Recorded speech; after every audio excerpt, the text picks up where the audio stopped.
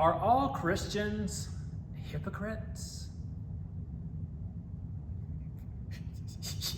Yes, we are. Almost lost my cool back there. Actually, it is true. We try to do what we're able to do, and yet we fall short of the glory of God. It's happened since Adam and Eve. It happened through all the covenants that people broke. It happened all the way. It's why we've needed the cross. We are, in the end, hypocrites. We strive to be godly, but we fall short. We are simulustus e peccator, simultaneously saint and sinner. It's why we come to confession every single week. We come to confess. The pastor comes to confess sins too. I am part of that confession because we fall short. And then as soon as we are just brought back into the faith, we go out here, get cut off by a car, and we have to start all over again with the anger that we get about that. Yes, we're human. And just like there are the humans out there, we are human here in the church. And we bring all that humanity with us. So sure, you're not going to see perfection among the people or the pastors in the church.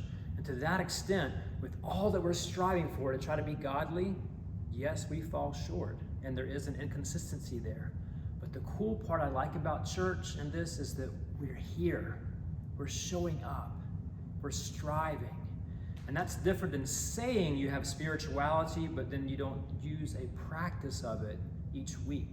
What is your particular practice for an hour or more a week with spirituality? We in the church come and strive every single time to get closer and closer to God again, knowing that we have fallen short. And that's a blessing because there's strength in numbers when we're together too. There's strength in our baptism and remembering that. And remembering the creed, having the confession together, hearing those words of forgiveness together. It's a beautiful thing. And if we recall from Martin Luther in the very beginning for the Lutheran Church, he sometimes referred to church as a hospital for sick people.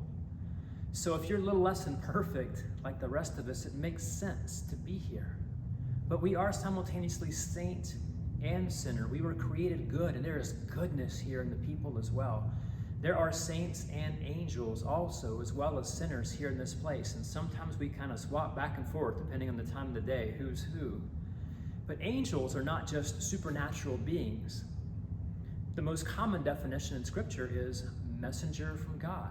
And even as pastor, it's often the parishioners here who serve as messengers from God for me.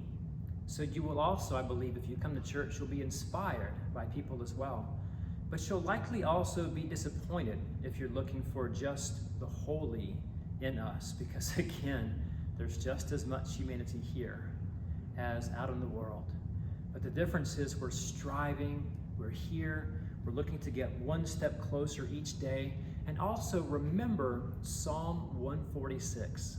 Do not put your trust in princes, in rulers, in humans for whom there is no help. Put your trust in the God of Jacob. So if you also are a less than perfect human, you'll fit right in here at Holy Trinity as we are striving together to get closer to the one who is perfect, to get closer to the holy, to get closer to God together.